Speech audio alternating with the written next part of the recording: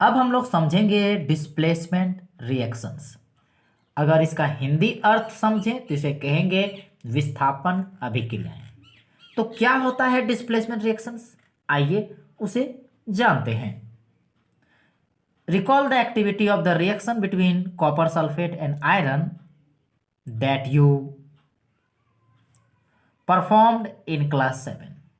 देखिए, copper sulphate और iron के बीच होने वाली अभिक्रिया को याद कीजिए जिनको आपने कक्षा 7 में किए थे। Let us observe some more reactions of that kind. आइए उसी प्रकार के कुछ और अभिक्रियाओं को देखते हैं, कुछ और रिएक्शंस को देखते हैं। तो एक्टिविटी 4.8 की सहायता से जानने का प्रयास करते हैं। तो देखिए, एक्टिविटी 4.8 में क्या करना है।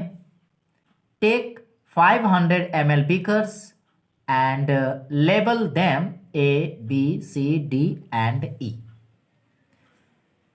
100 ml का 5 बीकर लेना है और उन्हें A, B, C, D और E से चिन्हित करना है, उस पर निशान लगाना है।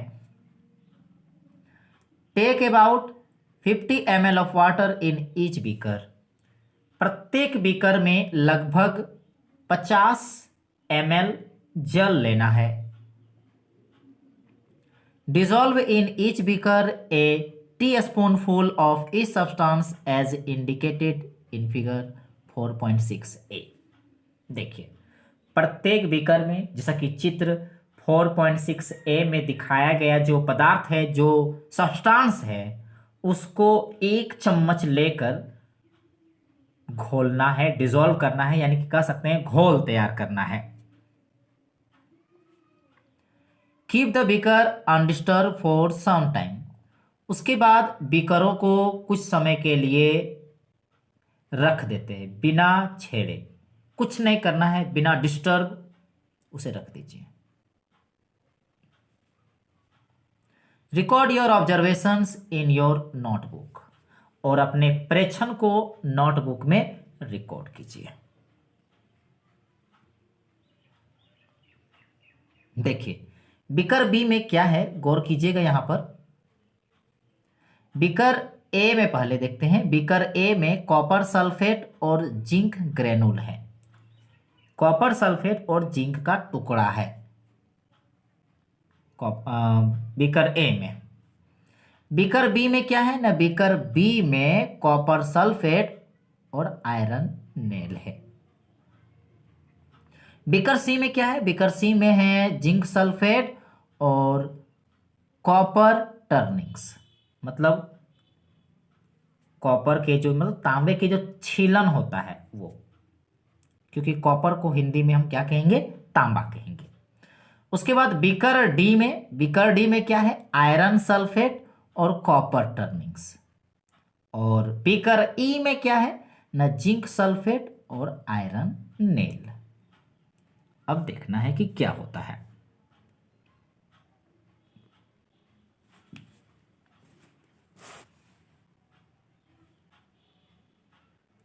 What changes do you observe in the various beakers? आप विभिन्न बीकरों में क्या परिवर्तन देखते हैं। You have read that one metal displaces another metal from its compound in aqueous solution। आपने पढ़ा है कि एक मेटल दूसरे मेटल को एक्वस सॉल्यूशन में उसके कंपाउंड से हटा देता है। इन बीकर ए, अगर हम बीकर ए में बात करें तो zinc replaces copper from copper sulphate. Zinc copper sulphate का जो विलयन होता है, घोल होता है, उससे कॉपर को हटा देता है। देखिए ध्यान से, फिर से समझाना चाहूंगा। बीकर ए में जिंक ने कॉपर सल्फेट से कॉपर को हटा दिया। That is why the blue colour of copper sulphate disappears. यही वजह है कि जो कॉपर सल्फेट जो पहले नीला रंग का था अब वो हट जाता है। And A powdery red mass of copper is deposited at the bottom of the beaker. और होता क्या है, बीकर के पेंदे में कॉपर का लाल चूर्ण जमा हो जाता है, नीला रंग हट जाता है और नीचे बीकर के पेंदे में क्या बैठ जाता है, लाल चूर्ण का कॉपर बैठ जाता है। The reaction can be represented as follow. तो रिएक्शन को इस प्रकार लिख सकते हैं, देखिए कॉपर सल्फेट फॉर्मूला होता है CuSO4 जो कि नीले रंग का होता है, उसमें देखिए जिंक मिलाई गई थी। तो रिएक्शन एरो रिएक्शन दिखा रहा है, तो रिएक्शन के बाद हुआ क्या न, रिएक्शन के बाद जिंक सल्फेट बना ZnSO4 जो कि कलरलेस होता है, रंगहीन होता है, कोई रंग नहीं होता है। और आपको पहले बता दिया था कि नीचे पेंदे में लाल रंग का कॉपर का चूर्ण जम जाता है, तो ये देखिए copper red. You can write down the reaction taking place in beaker B in a similar manner। इसी प्रकार आप बीकर बी में होने वाले जो रिएक्शन है उसको आप लिख सकते हैं। देखिए पहले कुछ सोचती है, आइए जरा देखते हैं कि पहले क्या सोच रही है। I have understood the reactions taking place in beaker A and B। वो कर रही है कि मैंने बीकर ए और बीकर बी में होने वाले जो रिएक्शन है उसको तो समझ लिया है, but I am still confused why there is no change in beakers C, D and E। किंतु वो कहती है कि मैं अभी भी भ्रमित में हूं, अभी भी कंफ्यूज में हूं कि बीकर C, D और E में आखिर क्यों कोई परिवर्तन नहीं हुआ। There could have been displacement of zinc by copper in beaker C। देखिए बीकर C में जिंक का डिस्प्लेसमेंट हो सकता था कॉपर के द्वारा, and by iron in beaker E, और बीकर E में लोहे के द्वारा जिंक का डिस्प्लेसमेंट हो सकता था। उसी प्रकार similarly iron could be displaced by copper in beaker D। Beaker D में कॉपर के द्वारा आयरन का डिस्प्लेसमेंट हो सकता था। Since we do not see any change in beaker C, मगर हम क्या देखते हैं कि C में किसी प्रकार का कोई परिवर्तन नहीं हुआ है। इससे साफ पता चलता है we can infer that copper is not able to replace zinc from zinc sulphate. तो इसका मतलब ये हुआ कि कॉपर जिंक सल्फेट से जिंक को हटा नहीं सक रहा है, सक्षम नहीं है उसको हटाने में। पर बात उठता है व्हाई, परंतु क्यों। When zinc can replace copper in beaker A, अगर जिंक जब बीकर ए में जिंक कॉपर को हटा सकता है, डिस्प्लेस कर सकता है, प्रतिस्थापित कर सकता है, why cannot copper replace zinc in beaker C? तो फिर बीकर C में कॉपर जिंक को प्रतिस्थापित क्यों नहीं कर सकता, डिस्प्लेसमेंट क्यों नहीं कर सकता। Remember that science is not arbitrary. इस बात को याद रखना है कि विज्ञान मनमाना नहीं होता कि जो मान लिए हो जाएगा। It follows definite rules based on facts. यह तथ्यों पर आधारित निश्चित नियमों का पालन करता है। And the rule here is that zinc is more reactive than copper and iron. और यहाँ नियम यह है कि जिंक जो है कॉपर और आयरन से अधिक रिएक्टिव है, अधिक क्रियाशील है। और जो अधिक क्रियाशील होता है वो कम को हटा सकता है, कम वाला ज्यादा रिएक्टिव को नहीं हटा सकता। A more reactive metal can replace a less reactive metal. एक ज्यादा रिएक्टिव मेटल कम रिएक्टिव मेटल को हटा सकता है, but a less reactive one can not replace a more reactive metal. किंतु जो लेस रिएक्टिव होता है वो कम रिएक्टिव मेटल को डिस्प्लेस नहीं कर सकता। Now you can understand why there are no displacement reaction in beaker D and E also। इसलिए अब आपको ये समझ में आ गया होगा कि C के साथ साथ D और E में क्यों डिस्प्लेसमेंट नहीं हुआ था। Can you guess the sequence of metals from more reactive or less reactive among zinc, iron and copper? तो क्या आप जिंक, आयरन और कॉपर के बीच अधिक रिएक्टिव से कम रिएक्टिव के बीच में क्या आप अनुमान लगा सकते हैं कि सबसे ज्यादा कौन रिएक्टिव होगा, उसके बाद कौन होगा, उसके बाद कौन, मतलब बढ़ते ज्यादा से लेके कम तक क्या आप बता सकते हैं? मतलब कौन सबसे ज्यादा है रिएक्टिव में, फिर उसके बाद कौन रिएक्टिव, लास्ट में कौन सबसे कम रिएक्टिव है, क्या आप अनुमान लगा सकते हैं? अब हम लोग समझेंगे uses of metals and non metals, मतलब धातुओं और अधातुओं के उपयोग, कि कहाँ पर मेटल्स का यूज होता है, कहाँ पर नॉन मेटल का यूज होता है। तो आइए समझते हैं। You should be able to guess why metals are used in making machinery, automobiles, aeroplanes, trains, satellites, industrial gadgets, cooking utensils, water boilers, etc. आपको अनुमान लगाने में सक्षम होना चाहिए कि क्यों मेटल्स का जो उपयोग होता है मशीनों में, मोटर गाड़ियों में, वायुयान, रेलगाड़ियां, उपग्रह, औद्योगिक साजो सामान, खाना बनाने के पात्र और वाटर बॉयलर आदि निर्माण में किया जाता है। You are also familiar with the use of some non metals. आप कुछ अधातुओं के उपयोगों से भी परिचित होंगे। Here are some interesting ones. यहां कुछ रोचक उपयोग दिए जा रहे हैं। We are sure that you will guess them right. हमें विश्वास है कि आप उनका सही अनुमान लगा पाएंगे।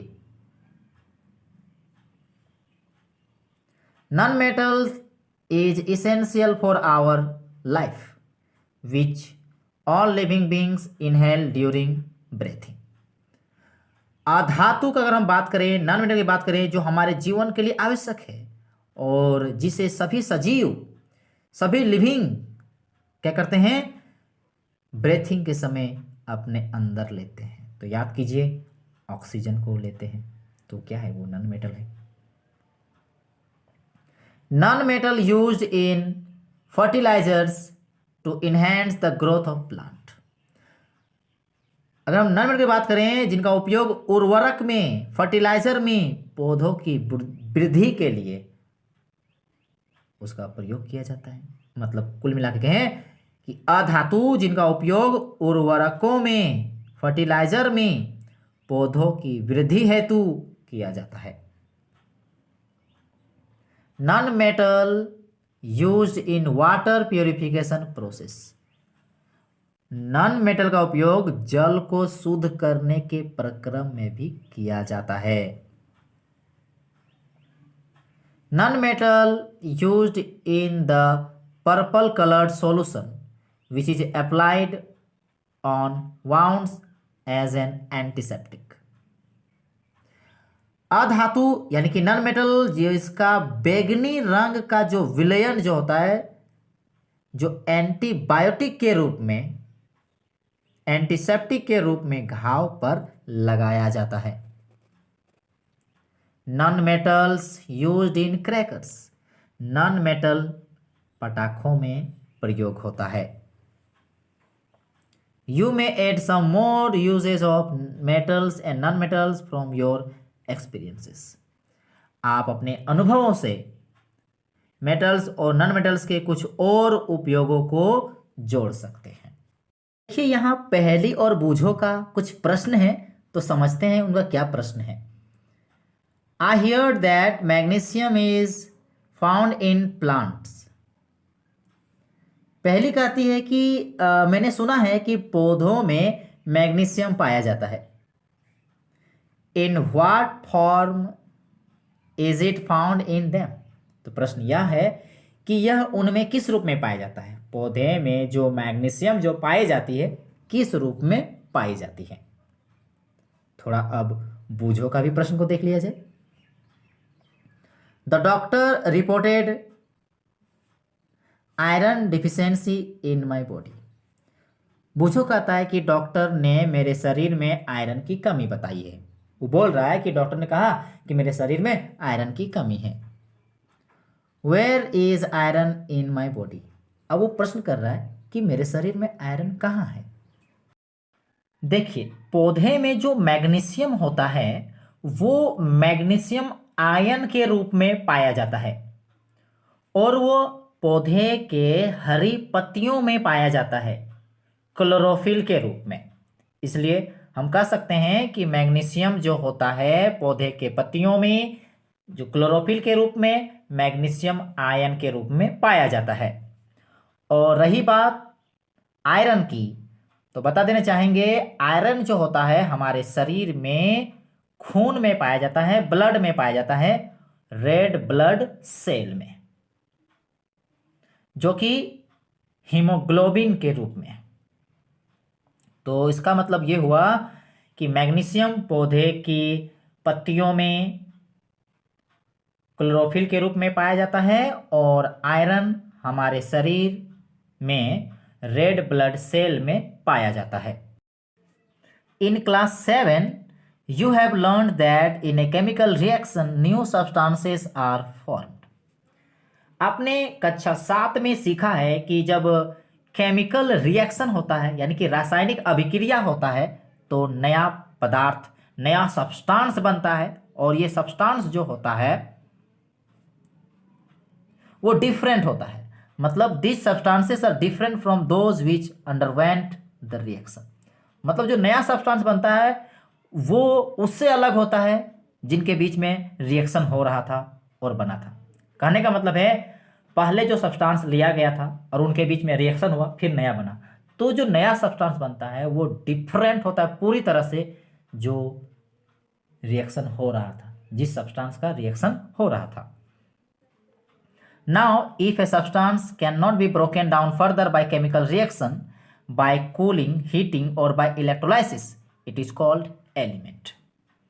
अब यदि कोई पदार्थ कोई सब्सटेंस केमिकल रिएक्शन द्वारा यानी कि ठंडा करके गर्म करके या विद्युत अपघटन द्वारा यानी कि इलेक्ट्रोलाइसिस करंट के द्वारा तोड़ते हैं और अधिक टूटता नहीं है और अधिक विघटित नहीं किया जा सकता है तो वह एलिमेंट कहलाता है। हिंदी में समझें तो तत्व कहलाता है। Sulphur is an element. अगर एग्जाम्पल के तौर पर देखें तो सल्फर एक तत्व है। So is iron, carbon two is an element. इसी प्रकार आयरन और कार्बन भी एक तत्व है। The smallest unit of an element is atom. अगर हम किसी एलिमेंट की सबसे छोटी इकाई की बात करें तो वो एटम होता है, वो परमाणु होता है। A sample of an element contains only one kind of atom. किसी एलिमेंट की अगर हम सैंपल की बात करें, उसके नमूने की बात करें, किसी भी एलिमेंट का नमूना ले लीजिए, उसमें केवल एक ही प्रकार का एटम होता है। The atom of an element remains unaffected by physical change in the element. अगर किसी एलिमेंट में अगर उसका हम फिजिकल चेंज करते हैं, उसका भौतिक परिवर्तन करते हैं, तो उसके एटम में किसी प्रकार का कोई प्रभाव नहीं पड़ता है। मतलब वह अप्रभावित होता है, उस पर अफेक्टेड नहीं होता है फिजिकल चेंज से। For example, an atom of liquid sulfur would be exactly the same as the atom of solid or vapor liquid. देखिए उदाहरण के तौर पर समझें, अगर हम द्रव सल्फर का एटम लेते हैं, अगर हम लिक्विड सल्फर का एटम लेते हैं तो बिल्कुल उसी तरह होता है जैसा कि सॉलिड सल्फर का एटम होता है या सल्फर के वेपर का जो एटम होता है, सब समान होता है. Although we have an infinite variety of substances in the universe, the number of elements forming these substances is limited. हम लोग जानते हैं कि यद्यपि ब्रह्मांड में पदार्थों की जो संख्या जो है अनंत है, मतलब बहुत ज्यादा है, असंख्य है. इन्हें बनाने वाले जो एलिमेंट्स होती है वो सीमित है. देखिए ध्यान से, the number of element forming this substances, मतलब इन्हें बनाने वाले तत्वों की जो संख्या होती है वो सीमित है. The number of elements forming this substance, इस सब्सटेंस को बनाने वाला जो एलिमेंट है वो सीमित है. There are no more than 94 naturally occurring element. प्राकृतिक रूप में पाए जाने वाले जो हम एलिमेंट्स की बात करें तो 94 से अधिक नहीं है, 94 से अधिक नहीं है. An important classification of element is in terms of metals and non metals. देखिए मेटल और नॉन मेटल को हम तत्वों का एक विशेष महत्वपूर्ण रूप में उसे बांटते हैं. देखिए धातुओं और अधातुओं के रूप में तत्वों का एक महत्वपूर्ण वर्गीकरण है. मतलब जितने भी एलिमेंट हैं उन्हें मुख्य रूप से अगर हम इंपॉर्टेंट रूप में अगर बात करें क्लासिफिकेशन का तो उसे मेटल और नॉन मेटल में बांटा गया है. Most of the elements are metal. अधिकतर जो एलिमेंट्स हैं वो मेटल हैं. The remaining are either non metal और मेटलॉइड. और शेष जो बचता है वो या तो नॉन मेटल हैं या तो मेटलॉइड हैं. मतलब जिसे आप अधातु या उपधातु कहेंगे.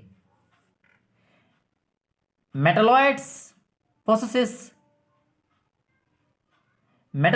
Possess character of both metals and non metal. अगर हम मेटलॉइड्स में अगर हम बात करें तो possess character of both metal and non metal. उपधातु यानी मेटलॉइड को कहते हैं उपधातु. इसकी खास विशेषता यह है कि इसकी गुण जो होती है मेटल के भी गुण इसमें होती है और नॉन मेटल के भी गुण इसमें